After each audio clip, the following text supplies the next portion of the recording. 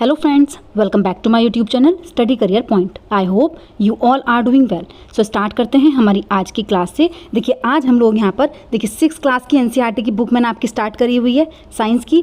ठीक है, इसके मैं आप लोगों को 8 चैप्टर कंप्लीट करा चुकी हूँ। आज हम लोग यहाँ पर 9 चैप्टर करेंगे जिसका नाम है सजीव विशेषताएँ और इनका आवाज़। ठीक है, इसके अलावा देखिए जो ये क्लास है ये अभी ओल्ड पैटर्न पर आधारित है।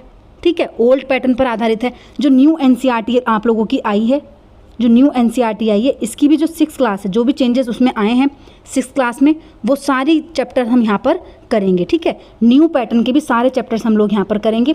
साथ ही देखिए जो 7th और 8th क्लास है, जो 7th और 8th क्लास है, ये चैप्टर भी मैं आप लोगों के स्टार्ट कर दूंगी। क्योंकि देखिए जो ये मंथ आप लोगों का है अक्टूबर का और ये मान लीजिए मिड नवंबर, यहाँ तक आप लोगों का क्या करना है, जो थ्योरी है थ्योरी आप लोगों को कंप्लीट करनी है। ठीक है, उसके बाद जितने भी आपके प्रीवियस ईयर के क्वेश्चन होंगे, ठीक है, विद कंप्लीट एक्सप्लेनेशन, इसके अलावा जितने भी प्रैक्टिस सेट मैं आप लोगों को यहाँ पर कराऊंगी, मैराथन्स वगैरह कराऊंगी, वो सब आप लोगों को करनी है। ठीक है, काफ़ी अच्छा स्कोर आपको एग्जाम में देखने को मिलेगा अगर आप इस तरीके से अपने टाइम टेबल को बना करके रखते हैं। स्टार्ट करते हैं हमारी आज की क्लास से। देखिए साथ साथ चीज़ों को पढ़ते रहिए क्योंकि बर्डन हो जाता है अगर आप एक भी चीज़ को छोड़ देते हैं। तो स्टार्ट करते हैं फर्स्ट पॉइंट से। देखिए फर्स्ट पॉइंट की अगर हम बात करें, अनुकूलन जिन विशिष्ट संरचनाओं अथवा स्वभाव की उपस्थिति किसी पौधे अथवा जंतु को उसके परिवेश में रहने के योग्य बनाती है, अनुकूलन कहलाती है।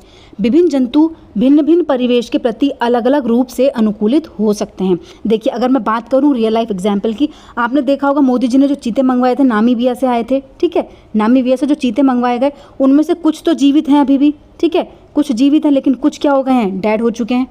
अब बताइए ये जो डेड हुए हैं वो डेड क्यों हुए? क्योंकि देखिए जब भी हम एक परिवेश से किसी दूसरे परिवेश में जाते हैं तो उस परिवेश में जाने में हमें काफ़ी चीज़ें क्या होती है, प्रॉब्लम फेस करनी पड़ती है। ठीक है, उसी की वजह से, और ये नहीं था कि उनका ध्यान नहीं रखा जाता, हर चीज़ उनकी नोट की जा रही थी जब वो यहाँ पर आए थे। फिर भी क्या हुआ कि वो इस परिवेश में अनुकूल नहीं हो पाए, अडेप्ट नहीं कर पाए इस परिवेश को, इसी वजह से क्या हुआ कि वो डेड हो गए। ठीक है, तो ये होता है अनुकूलन। ऐसा देखिए मानव के साथ भी होता है, मनुष्यों के साथ भी होता है। जैसे मान लीजिए हम ही कहीं और किसी परिवेश में जाते हैं तो हम लोगों को भी ढलने में थोड़ा सा वक्त लग जाता है। तो जो भी परिस्थितियां हैं जो हमें परिवेश में रहने योग्य बनाती हैं वो क्या कही जाती हैं, वो होता है अनुकूलन, एडेप्टेशन। नेक्स्ट देखिए बात करते हैं यहाँ पर आवाज़ की। देखिए आवाज़ क्या होता है, किसी सजीव का वह परिवेश जिसमें वह रहता है उसका आवाज़ कहलाता है। अपने भोजन, वायु, शरण स्थल तथा अन्य आवश्यकताओं के लिए जीव अपने आवास पर ही निर्भर करते हैं। आवास कितने प्रकार के होते हैं? तो देखिए आवास 2 प्रकार के यहाँ पर बताए गए हैं। ठीक है, कौन कौन से हैं? तो देखिए फर्स्ट आता है आपका स्थलीय आवास जिसको बोलते हैं टेरेस्ट्रियल हैबिटेट। ठीक है, नेक्स्ट जो आपका आता है जलीय आवास जिसको बोला जाता है एक्वेटिक हैबिटेट। तो देखिए फर्स्ट बात करते हैं स्थलीय आवास की। स्थलीय आवास क्या होता है? तो देखिए स्थलीय आवास की अगर हम बात करें, स्थल मतलब जमीन, जमीन पर पाए जाने वाले पौधों अथवा जंतुओं के आवास को ही क्या कहा जाता है, स्थलीय आवास कहते हैं। ठीक है, अब देखिए स्थलीय आवास के एग्जाम्पल होते हैं कुछ, कौन कौन से उदाहरण होते हैं? तो देखिए जो स्थलीय आवास होते हैं अगर हम उदाहरण की बात करें, जैसे वन हो गया, घास के मैदान हो गए, मरुस्थल हो गए, तटीय और पर्वतीय क्षेत्र हो गए आदि। ठीक है, अब इनमें से देखते हैं, देखिए यहाँ पर जो मरुस्थल की बात की गई है, मरुस्थल में किस तरीके के पौधे पाए जाते हैं। तो देखिए बात करें अगर मरुस्थल की, मरुस्थलीय पौधे वाष्पोत्सर्जन द्वारा जल की बहुत कम मात्रा निष्कासित करते हैं। उदाहरण जैसे नागफनी का, नागफनी जैसे पौधों में प्रकाश संश्लेषण तने में होता है। अधिकतर मरुस्थलीय पौधों की जड़ें जल अवशोषण के लिए मिट्टी में बहुत गहराई तक चली जाती हैं। ठीक है, जो मरुस्थलीय पौधे होते हैं उनकी जो जड़ें होती हैं वो गहराई तक जाती हैं क्योंकि उनको पानी की ज़रूरत होती है, इसलिए वो क्या करती हैं, वो काफ़ी डीप में जाती हैं, तब जाके क्या करती हैं, वो उनको जल अवशोषण कर पाती हैं वो।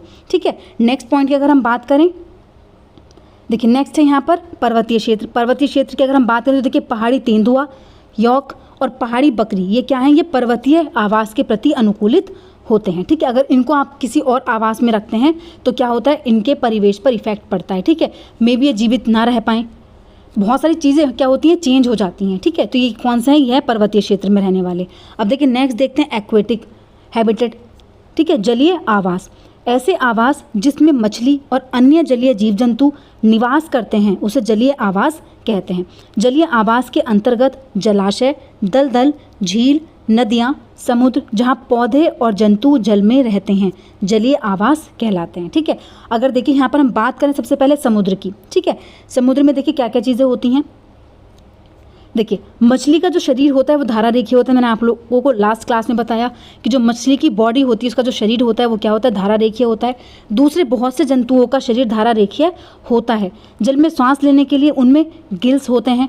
डॉल्फिन और व्हेल जैसे जंतुओं में गिल्स नहीं होते, ये सिर पर स्थित नासाद्वार अथवा वात छिद्रों द्वारा श्वास लेते हैं। ठीक है, ये क्वेश्चन देखिए पूछा जाता है कॉम्पिटेटिव एग्जाम में कि जो मछलियाँ होती हैं वो गिल्स के द्वारा श्वसन करती हैं, लेकिन डॉल्फिन और व्हेल जो है वो ये एक्सेप्शनल हैं।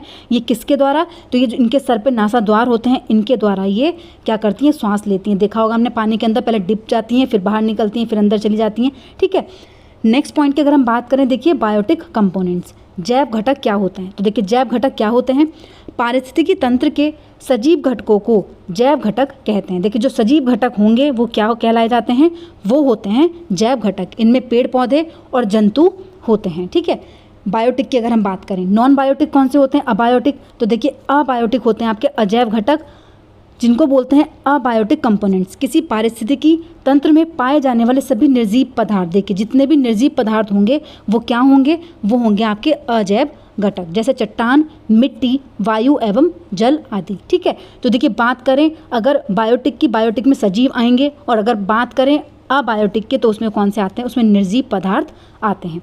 सूर्य का प्रकाश एवं ऊष्मा भी परिवेश के अजैव घटक हैं। देखिए अगर बात करें हम सूर्य के प्रकाश की और ऊष्मा की, तो ये भी क्या हैं, ये भी अजैव मतलब निर्जीव पदार्थ हैं। ठीक है, नेक्स्ट पॉइंट देखते हैं। देखिए जैसे आपने अनुकूलन पढ़ा वैसे ही होता है परनुकूलन। देखिए परनुकूलन क्या होता है, अपने परिवेश में होने वाले परिवर्तनों के साथ सामंजस्य स्थापित करने के लिए कुछ जीवों में थोड़े समय के लिए परिवर्तन हो सकते हैं। अल्प अवधि में किसी एक जीव के शरीर में होने वाले या छोटे छोटे परिवर्तन परिनुकूलन कहलाते हैं। ठीक है, कुछ समय के लिए, देखिए क्या हो रहा है यहाँ पर कि कुछ समय के लिए, कुछ अवधि के लिए क्या होता है, जीव के शरीर में होने वाले जो छोटे छोटे परिवर्तन होते हैं वो कहे जाते हैं परिनुकूलन। ठीक है, नेक्स्ट पॉइंट की अगर बात करें तो देखिए श्वसन क्रिया। श्वसन क्रिया किस तरीके से होती है, तो देखिए अगर हम श्वसन क्रिया की बात करें, श्वसन में अंदर ली गई वायु से ऑक्सीजन मिलती है और कार्बन डाइऑक्साइड को श्वास द्वारा बाहर निष्कासित कर देते हैं। श्वसन सभी सजीवों के लिए आवश्यक है। अब देखिए अगर हम उदाहरण देखें, अगर केंचुओं की बात करें तो ये केंचुए जो होते हैं वो त्वचा द्वारा सांस लेते हैं। ठीक है, ये क्वेश्चन भी देखिए आपका काफ़ी बार पूछा जाता है एग्जाम में। ठीक है, केंचुआ किसके द्वारा, तो केंचुआ त्वचा के द्वारा सांस लेते हैं। मछली की बात करें, गिल्स के द्वारा सांस लेते हैं। ठीक है, पौधों की श्वसन क्रिया में गैसों का आदान प्रदान उनकी पत्तियों द्वारा होता है। पौधे पत्तियां सूक्ष्म रंध्रों द्वारा वायु को अंदर लेती हैं।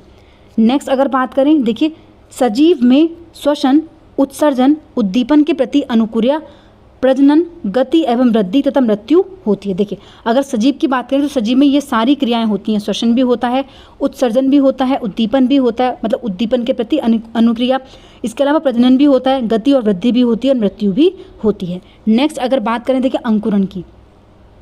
अंकुरण क्या होता है, जब बीज से अंकुर निकल आता है, इस प्रक्रिया को अंकुरण कहते हैं। यह बीज से एक नए पौधे का आरंभ होता है। ठीक है, नेक्स्ट पॉइंट देखते हैं।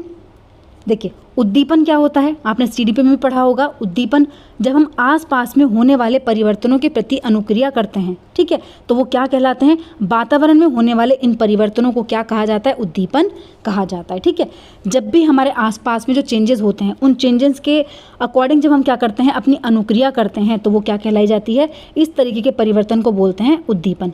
नेक्स्ट पॉइंट है उत्सर्जन। देखिए उत्सर्जन क्या होता है, सजीवों द्वारा अपशिष्ट पदार्थों के निष्कासन के प्रक्रम को उत्सर्जन कहते हैं। तो देखिए सजीवों के द्वारा जो भी वेस्ट पदार्थ होते हैं, वेस्ट मटेरियल होते हैं, जब वो निष्कासन होता है उन चीज़ों का, तो उस प्रक्रम को बोला जाता है एक्सक्रीशन, उत्सर्जन। ठीक है, नेक्स्ट पॉइंट की अगर बात करें प्रजनन। देखिए प्रजनन क्या होता है, प्रजनन होता है, देखिए जीव जंतु प्रजनन द्वारा अपने समान संतान उत्पन्न करते हैं। ठीक है, कुछ जंतु अंडे देते हैं जबकि कुछ जंतु शिशु को जन्म देते हैं। तो प्रजनन की क्रिया क्या होती है, जिसमें जो अपनी संतान को, मतलब अपनी पीढ़ी को बढ़ाने के लिए जो चीज़ें की जाती हैं वो क्या होती है, वो होती है प्रजनन। जब जीव जंतु प्रजनन द्वारा अपने समान संतान उत्पन्न करते हैं तो वो कहलाई जाती है प्रजनन की क्रिया। नेक्स्ट पॉइंट देखिए यहाँ पर है गति। गति किसको कहा जाता है, सभी सजीव एक स्थान से दूसरे स्थान पर जाते हैं तथा उनके शरीर में अन्य प्रकार की गति भी दिखाई देती है, तो उसको क्या कहा जाता है, उसको बोलते हैं हम गति। अब देखिए यहाँ पर सारांश है, मतलब हर एक चीज़ जो मैंने आपको यहाँ पर कराई है उसको इन शॉर्ट यहाँ पर देख लेते हैं। तो देखिए फर्स्ट पॉइंट यहाँ पर है कि किसी स्थान का परिवेश जिसमें पौधे, जंतु और अन्य जीव रहते हैं उनका आवास कहलाता है। विभिन्न प्रकार के पौधे और जंतु एक ही आवास में एक साथ रह सकते हैं। आपने जू देखे होंगे। पौधे और जीवों के विशिष्ट लक्षण, स्वभाव जो उन्हें एक आवास विशेष में रहने के अनुकूल बनाते हैं क्या कहलाती है? अनुकूलन कहलाती है। आवास अनेक प्रकार के होते हैं, परंतु सामान्यतः इन्हें स्थलीय जमीन पर और जलीय आवास जल में वर्गीकृत किया जाता है। ठीक है, नेक्स्ट पॉइंट अगर देखें, विभिन्न आवास में सजीवों की विविध प्रजातियां पाई जाती हैं।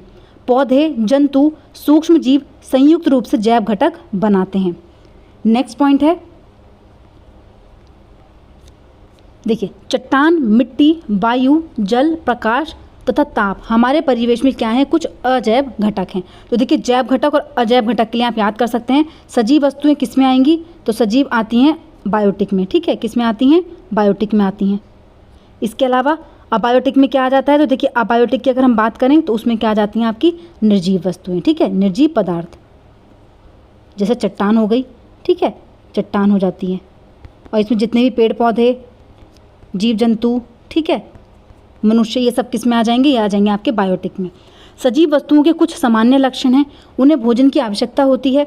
वे श्वसन, उत्सर्जन, पर्यावरण के प्रति अनुक्रिया, प्रजनन, वृद्धि और गति करते हैं। ठीक है, तो देखिए, ये जो चैप्टर था वो किस चीज़ के ऊपर था? सजीव, उनके आवास और उनकी क्या क्या विशेषताएं होती हैं उस चीज़ के ऊपर था। ठीक है, उद्दीपन का मैंने आप लोगों को बता दिया। उद्दीपन क्या होता है? जब हम किसी अपने परिवेश में होने वाले चेंजेस के प्रति क्या करते हैं? अपनी अनुक्रिया करते हैं। मान लीजिए हमने 4 डॉग वाला कुत्ता देख लिया। ठीक है, अब हम हर 4 पैर वाली चीज़ों को देख करके, जिनके 4 पैर होंगे, उनको देख करके बोलेंगे कि कुत्ता है कुत्ता, लेकिन वो बिल्ली भी तो हो सकती है। जब वो कैट को देखेंगे हम उसको बोलेंगे कि ये डॉगी नहीं है, क्या है?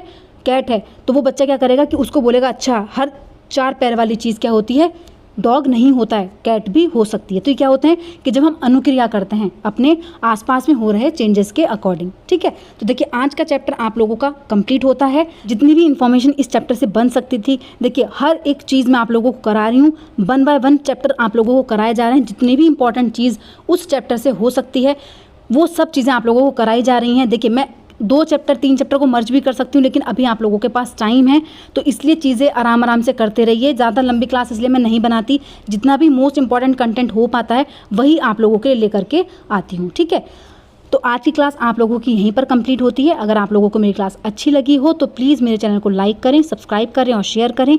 ऐसे ही और वीडियोज़ के लिए मेरे चैनल पर बने रहिए। Thank you.